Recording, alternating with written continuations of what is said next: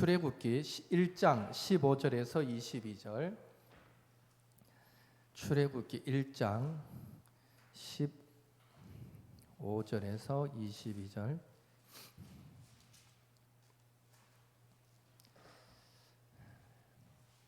한 절씩 교독해서 읽도록 하겠습니다.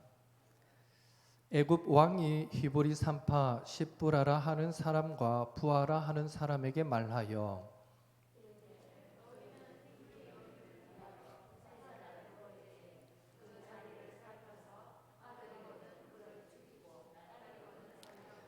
그러나 산파들이 하나님을 두려워하여 애굽 왕의 명령을 어기고 남자 아기들을 살린지라.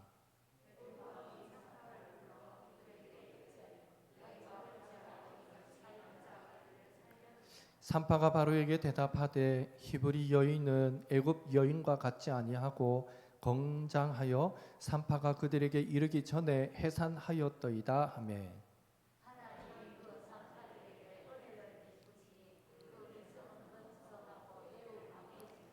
그 산파들은 하나님을 경외하였으므로 하나님이 그들의 집안을 흥왕하게 하신지라.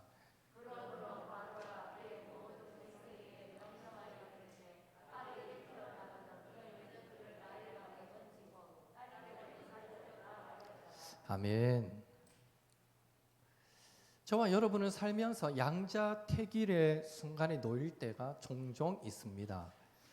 가장 간단한 예로 직장에서 오늘 점심은 무엇을 먹을까? 된장찌개를 먹을까? 아니면 돼지찌개를 먹을까? 그거부터 고민합니다. 그리고 아침에 일어나서 옷을 입을 때도 오늘은 이 옷을 입을까? 저 옷을 입을까? 고민하게 되고요.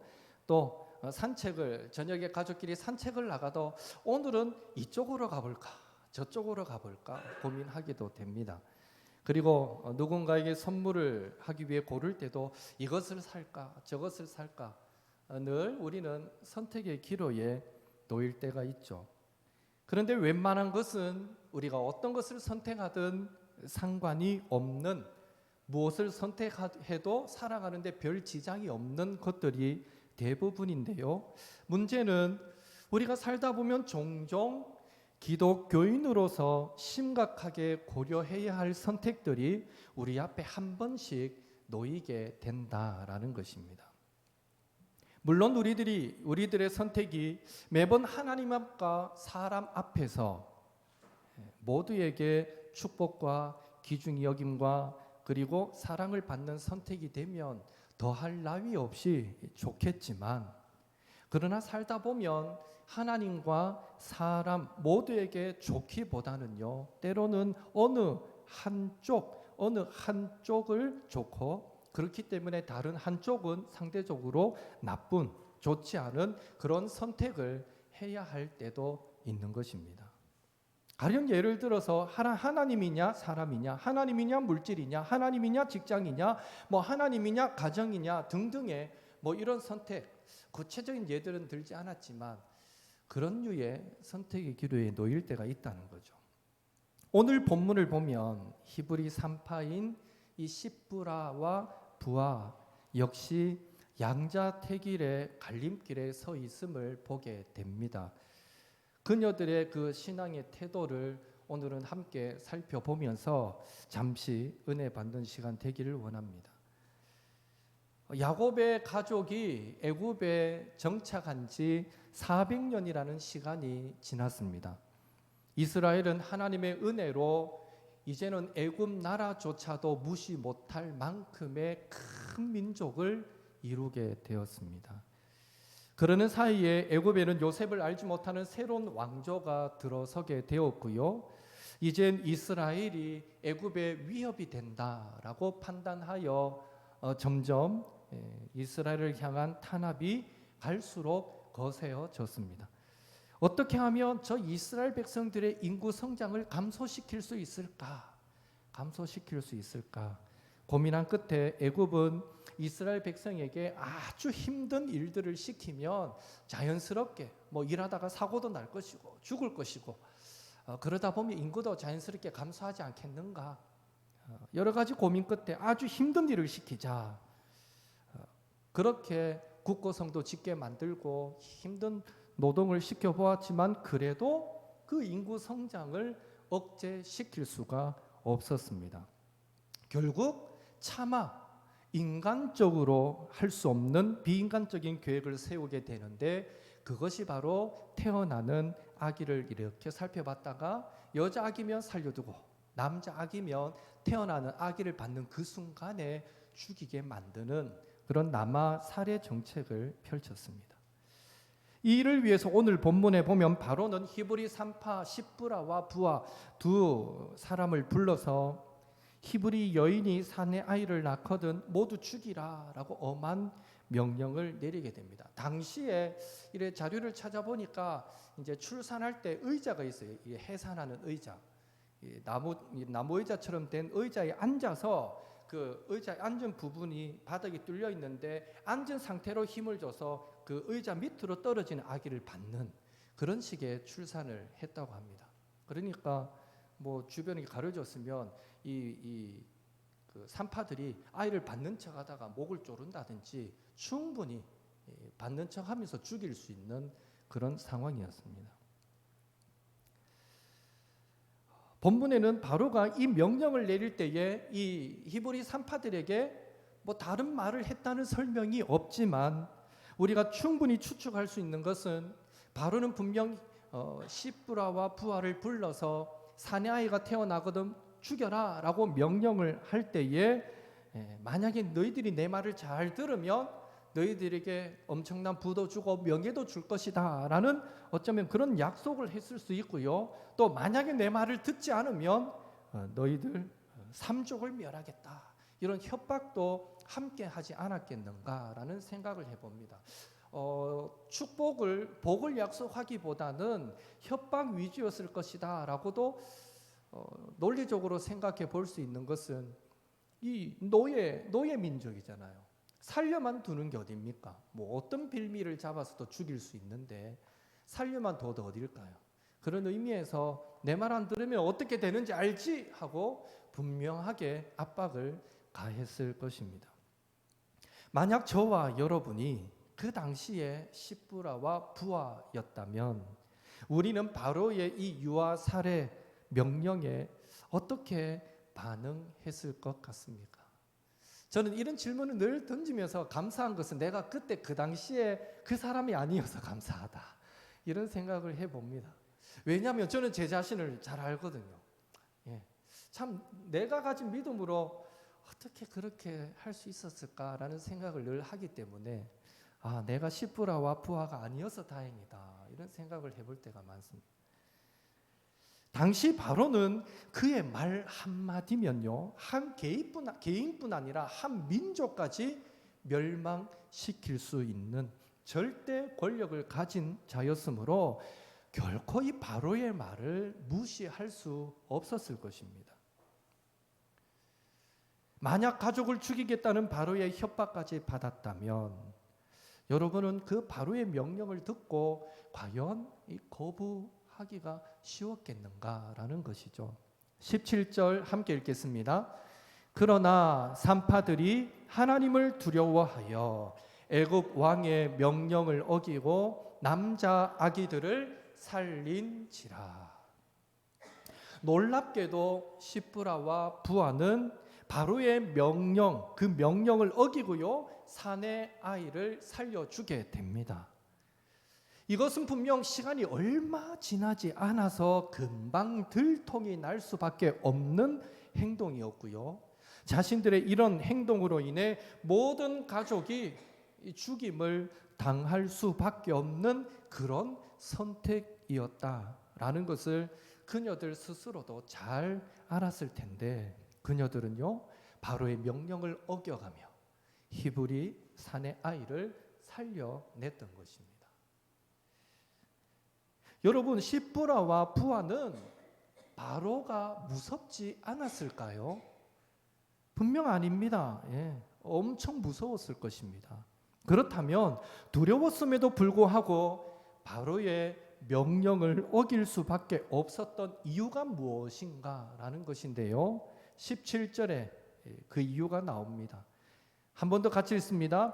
그러나 산파들이 하나님을 두려워하여 애굽 왕의 명령을 어기고 남자 아기들을 살린지라. 아멘. 이유는 분명했습니다. 17절에 나와 있듯이 그녀들은 바로보다, 눈에 보이는 바로보다 눈에 보이지는 않지만 하나님을 더 두려워했기 때문입니다. 이게 믿음이죠. 예. 바로보다 하나님을 더 두려워하였기에 21절의 표현을 빌리면 하나님을 경외하였기에, 같은 단어입니다. 두려워했다, 경외했다. 같은 히브리 단어가 쓰이지만 한글 성경 번역할 때 한 번은 두려워했다, 한 번은 경외했다, 이렇게 번역해서 꼭 다른 단어인가 싶지만 같은 단어입니다. 하나님을 경외하였기에 내 목숨을 잃을지언정 하나님의 뜻을 어길 수 없었다라는 것이죠. 성경에서 가장 중요한 두려움은 하나님에 대한 두려움입니다. 하나님을 두려워한다, 하나님을 경외한다라는 것은요, 하나님께 합당한 존경과 경의를 바친다라는 의미가 됩니다. 그렇다면 무엇이 하나님께 합당한 존경과 경외를 바치는 일일까요? 어떻게 하는 것이 경외하는 것일까요? 그것은 하나님을 사랑하고 그분의 명령에 순종하는 것입니다. 여러분이 성경 읽기, 언행일치 성경 읽기를 통해서 신명기를 아마 지나가셨을 텐데요. 여러분 신명기를 읽어보시면서 계속 반복된 게 뭡니까? 이 시작부터 마칠 때까지 너희들이 하나님을 경외하고 하나님을 사랑하고 그 음성에 순종하면 너희들이 들어가는 땅, 약속의 땅에서 잘 될 것이다. 만약에 불순종하면 하나님이 벌을 내릴 것이다. 순간순간 그 장장마다 그런 표현들이 계속해서 반복되었던 거 여러분 읽어보셨을 것입니다. 하나님을 경외하라 라고 하면서 하나님을 사랑하고 그분의 명령에 순종할 것을 신명기는 말씀하고 있습니다. 그런 의미에서 잠언 1장 7절은 하나님을 두려워하는 것, 하나님을 경외하는 것이 지혜의 근본이다라고까지 말씀하고 있습니다. 왜냐하면 하나님께 경외하기 위해, 하나님께 합당한 존경과 경의를 바치기 위해 어떻게 해야 되기 때문에 하나님을 사랑하고 그분의 계명에 순종할 때 인간은 비로소 무엇을 깨닫습니까?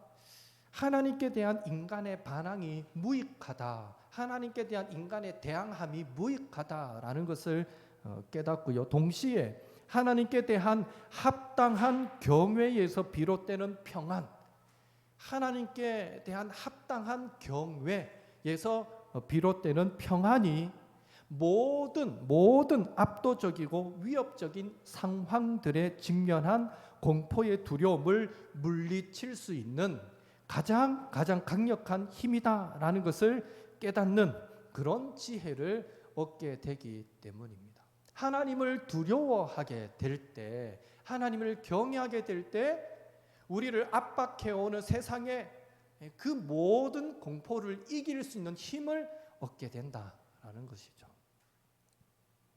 히브리 산파인 십부라와 부하에게도 이런 하나님을 경외하는 지혜가 있었기에 하나님께서 주시는 참된 평안으로 바로의 위협적인 압박이 주는 두려움도 이기고 히브리 사내 아이를 계속해서 살려낼 수 있었던 것입니다. 저와 여러분도요, 이를 위해서 기도해야 돼요. 혹 하나님, 내가 이러한 비슷한 류의 선택의 기로에 놓인다면 저도 두려워 떨지만은 않게 하시고 하나님을 믿는 믿음으로, 하나님 주시는 그 평안함으로 나를 극도로 두렵게 만드는 상황을 이겨낼 수 있는 은혜를 주십시오. 우리는 이를 위해서 늘 기도해야 되는 겁니다.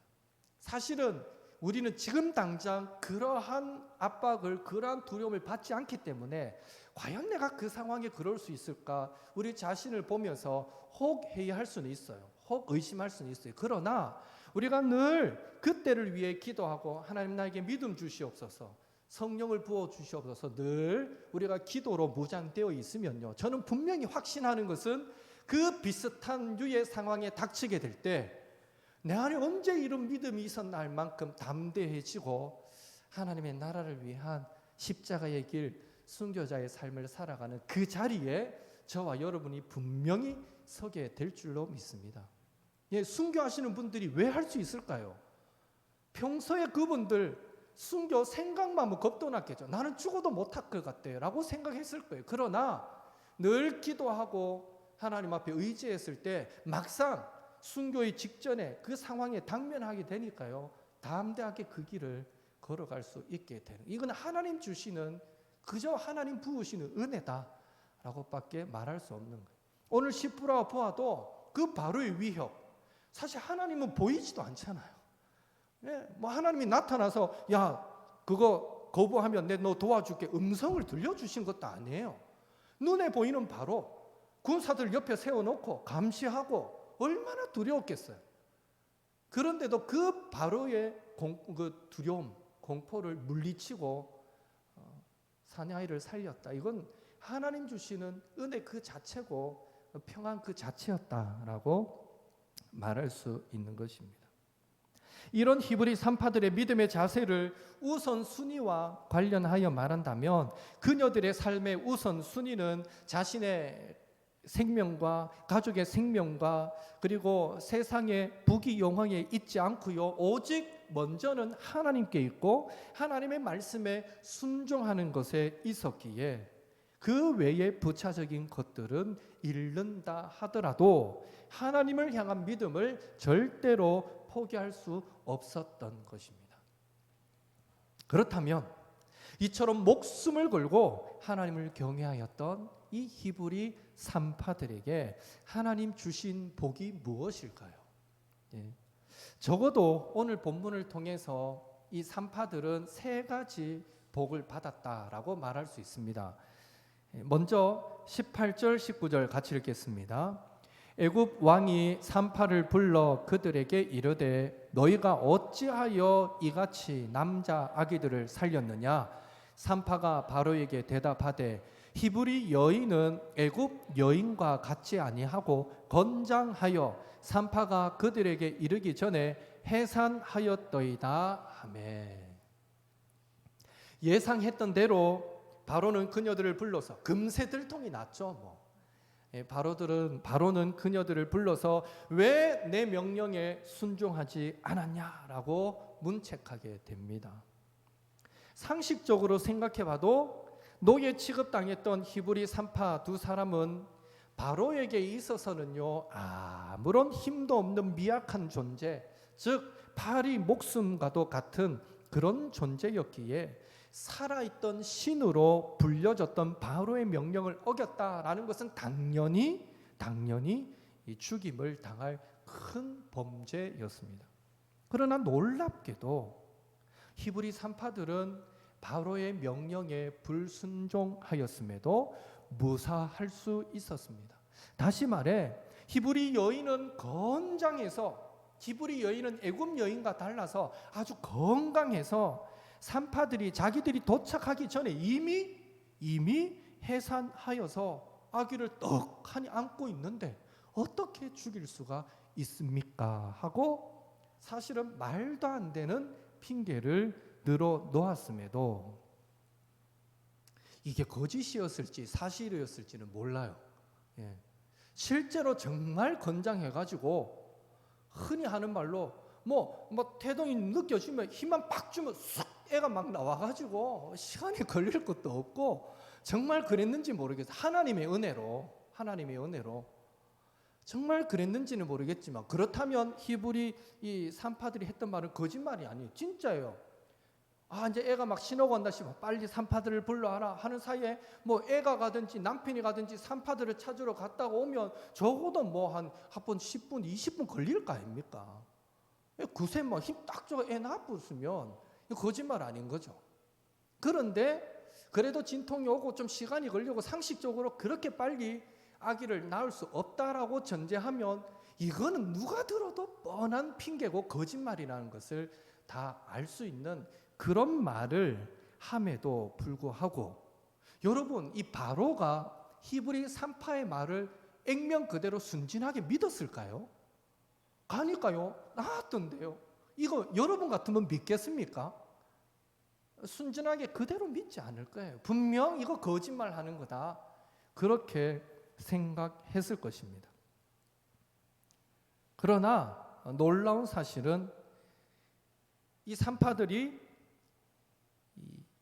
바로의 그 말보다도 하나님을 더 두려워하게 될 때에, 즉 세상을 쫓지 않고 하나님을 쫓게 될 때에 당장 죽여도 될 산파들을 이 바로는요 뻔히 거짓말한 걸 알면서도 그냥 살려주게 된다라는 것입니다.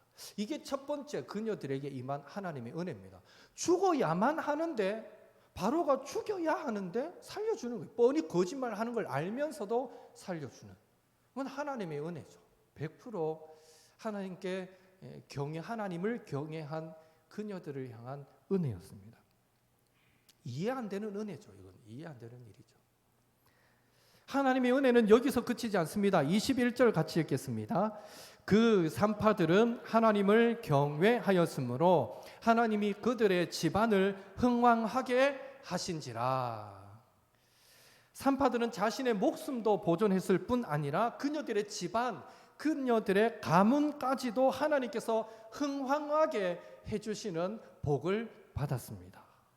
이것이 하나님을 두려워함으로 믿음의 결단을 내린 히브리 산파들을 향해 베푸신 하나님의 두 번째 은혜였습니다. 하나님이 흥왕하게 해주셨으니 그 가문이 어떠했을까요? 성경은 구체적으로 기록하지 않았지만 성경에 하나님이 흥왕하게 했더라라고 이 복 받은 사람 몇 사람 나옵니까? 별로 없잖아요. 하나님이 이토록 축복해 주셨으면 어마어마한 놀라운 은혜를 그 가문이 누렸을 것이다. 우리는 충분히 전제할 수 있습니다. 아마 아브라함이 받았던 복과 같은 그런 복을 받지 않았을까. 그의 자녀들이 바다의 모래와 하늘의 별과 같이 많아지게 하고 그 가문이 하는 일마다, 계획하는 일마다 형통케 풀리게 만들어주고, 아마 이런 것들을 우리는 충분히 전제할 수 있을 것입니다. 그리고 앞에 이 두 가지 은혜도 큰 은혜이지만 사실은요 이것들과 비교 안 되는 더 큰 은혜를 하나님은 마지막으로 베풀어 주시는데 20절 같이 읽겠습니다. 하나님이 그 산파들에게 은혜를 베푸시니 그 백성은 매우 번성하고 강해지니라. 매우를 제가 앞에 붙였네요. 그 백성은 번성하고 매우 강해지니라. 히브리 산파 두 사람의 순종으로 하나님은 그녀들의 생명, 그녀들의 가족뿐 아니라 이스라엘 민족 전체를 복주셔서 이스라엘 민족이 생육하고 번성하여 심히 강대해지도록 하셨던 것입니다. 이것이 바로보다 하나님을 더 두려워했던 히브리 산파들을 통해 베푸신 하나님의 세 번째 은혜였습니다. 그녀들을 통해서, 그녀들의 믿음의 그 순종을 통해서 그 민족이 이 복을 받게 만들어 주시더라라는 것입니다. 이렇게 하나님께서 은혜 베푸시는 모습을 보면서 드는 생각은 히브리 산파들의 순종이 생명을 걸어야 할 만큼 결코 쉬운 순종은 아니었다 하지만 그녀들의 순종한 것에 비해서 하나님께서 그녀들과 가족과 민족에게 베푸셨던 은혜를 생각해 볼 때 순종에 비해 내려주신 복이 천배 만배로 크다라는 생각을 해보게 됩니다. 오늘날 저와 여러분도 주어진 자리에서 하나님의 말씀에, 하나님의 뜻에 순종하며 살아가려고 몸부림칠 때에 하나님은 우리의 순종에 비할 수 없는 풍성한 은혜를 부어 주실 줄로 믿습니다. 그래서 우리는 늘 은혜가 풍성한 하나님을 찬송할 수밖에 없는 것이죠. 그렇다면 오늘 우리는 가정, 교회, 직장, 또 학교, 세상에서 얼마나 자기 소견에 옳은 대로 행하지도 않고 또 이 세상의 유행을 따르지도 않고 오직 하나님의 나라와 영광을 위한 결단과 순종을 하며 살아가고 계신지요? 오늘 우리의 삶의 우선순위가 얼마나 세상이 아니라 하나님께 맞추어져 있는지요? 저는 이 선택, 결단, 순종 이러면 늘 생각나는 한 형제가 있습니다. 이전에 있던 교회의 한 청년이었는데요. 대학을 졸업하고 열심히 이제 입사하기 위해서, 취업하기 위해서 준비를 해서 대기업에 시험을 쳤어요. 5차 면접까지 있는 그런 기업이었는데 이제 4차 면접에 가게 됐어요. 실질적인 면접의 마지막이다. 5차는 형식으로 하는 거고 이게 마지막이다 하는 그 면접까지 형제가 가게 되었는데, 물론 실력이 있으니까 거기까지 갔겠죠. 그런데 웬걸 4차 면접에 가니까 면접관이 뜬금없이 이 형제에게 이런 질문을 하더랍니다. 아마 뭐 그 일에 이력서라든지 자기소개서에 보면 자기는 기독교인이고 어려서부터 신앙생활을 했고 뭐 이런 얘기가 있었겠죠. 아마 그걸 보고 면접관이 질문을 한 것 같아요. 우리 회사는 주일도 일할 수 있는데 만약 교회와 직장을 선택하라면 당신은 무엇을 선택하겠습니까? 사실 이 면접관의 질문 자체가 잘못됐어요. 우리는 주일도 한 번씩 당직을 서게 되는데 그때 혹 출근할 수 있습니까? 이래 물으면 그 질문은 별로 큰 심각한 질문이 아니에요.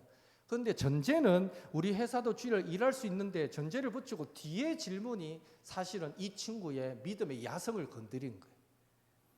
만약 교회와 직장을 선택하려면, 이 좀 질문 자체가 아주 심각하게 다가오잖아요. 교회와 직장을 선택하라면 어느 쪽을 선택하겠습니까? 잠시 망설인 그 형제는 떳떳하게 그 자리에서 자신의 신앙을, 믿음을 고백했고, 나의 우선순위는 하나님께 있습니다. 그러나 회사를 위해서도 최선을 다하겠습니다. 라고 그 형제는 대답했어요. 물론 그 회사는 주일에 근무가 거의 없는 회사였습니다. 충분히 그 형제는 둘러댈 수 있었습니다. 저는 뭐 10번이면 10번 다 회사를 선택하겠습니다. 그렇게 대답할 수도 있었을 것입니다. 그러나 그 형제는 이 면접관의 의도가 단순히 당직에 걸리면 회사에 나올 수 있는 정도가 아니라, 그런 정도의 이 물음이 아니라 마치 자신의 믿음을 시험하고 있다라는 이런 판단이 들었기에 자신의 믿음을 고백하기로 마음을 먹었던 것입니다. 여러분, 그 형제 이 4차 면접에서 어떻게 됐을 것 같습니까? 물론 결과가 합격 이래 돼야 이게 하나님의 은혜고 이래 되지만 떨어졌습니다. 그때 그 면접관에게 그 말을 했기 때문에 떨어진 것일까? 뭐 형제가 그 뒤에 그런 고민을 하도 그런 말은 내뱉더라고요. 그것 때문에 떨어졌을까요? 뭐 이런 말은 슬쩍 지나가면서 내뱉는 걸 들었는데, 여러분 중에는 가가 아직 철이 없어서 그렇다, 융통성이 없어서 그렇다, 뭐 그런 말씀을 하고 싶은 분들이 혹 계실지 모르겠어요. 대충 들러대지 아이고 하고 이렇게 생각하실 분도 계실 수 있겠지만, 저는요, 하나님은 그 형제로 인해서 얼마나 기뻐하셨을까라는 생각을 해보게 됩니다. 왜냐고요? 그 형제는요, 그 대기업에는 들어가지 못했지만 이어서 또 다른 시험을 쳤는데 공기업에, 그것도 들어가기 어렵다는 공기업에, 그 친구가 제가 아는 한에서는 그렇게 똑똑한 친구가 아니에요. 공부를 잘하는 친구가 아닌데도 공기업에 떡하니 합격을 했어요. 합격을 하고, 그리고 더 놀라운 사실은 그 친구는요, 그렇게 남자로서 매력 있어 보이는 친구가 아니에요. 그런데요, 정말 아름다운 자매를 얻어서 결혼까지 했어요. 늘 볼 때마다 미녀와 야수라고 불렀어요. 어떻게 이런 자매를 얻나? 세상 사람들은 그런 경우에 뭐라고 말합니까? 네가 전생에 나라를 구했는갑다. 이렇게 아름다운 여인과 결혼했으니 이렇게 말한다는데, 정말 생각할 수도 없는 아름다운 자매를 만나 결혼했어요. 그리고 하나님이 아들을 3명이나 줘가지고 아들 셋을 낳아서 얼마나 행복하게 잘 사는지 몰라요. 한 번은 그 형제의 아버지 되는 집사님과 차를 마시면서 대화할 일이 있었는데 어떻게 뭐 아들 얘기가 나오다가 그 아버님이 하시는 말씀이 그래요. 우리 아들이 이상하게 하는 것마다 잘 돼요. 이래요. 참 은혜지 않습니까? 예. 이게 은혜예요. 우리가 노력해서 잘 될 수도 있지만 한계가 있잖아요. 그런데 하나님이 은혜 베푸시면 하는 것마다 잘 되는 거예요. 이 고백, 그 아버지의 아들을 향한 그 표현이 그냥 나온 말은 아니라고 생각합니다.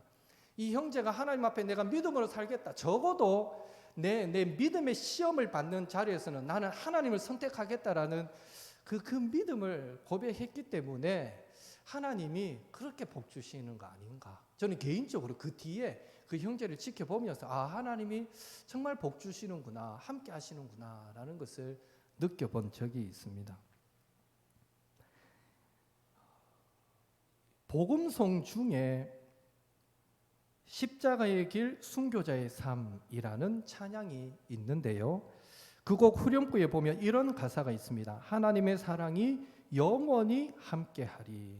십자가의 길을 걷는 자에게 순교자의 삶을 사는 이에게. 십자가의 길을 걷고 순교자의 삶을 사는 자에게 하나님의 사랑이 영원토록 함께한다라는 이 고백. 오늘 본문에서 순교자의 각오로 하나님 편에 섰던 그 산파들이 하나님께 복 받았던 것을 생각하면 그 찬양의 고백은 진실된 믿음의 선포다라고 우리는 말할 수 있을 것입니다. 어쩌면 여러분 가운데도 지금껏 살아오시면서 꼭 막 생명이 오고 가는 그런 순간은 아니었을지라도 무언가를 결단해야 될 순간에 하나님을 담대히 결단하고 붙잡고 선포했던 그 신앙을 고백했던 그런 기억들이 있는지는 모르겠습니다. 하나님은 분명 그 시간들을 기억하셨을 것이고 그래서 오늘까지 저와 여러분을 붙잡아 주고 계시는 줄로 믿습니다.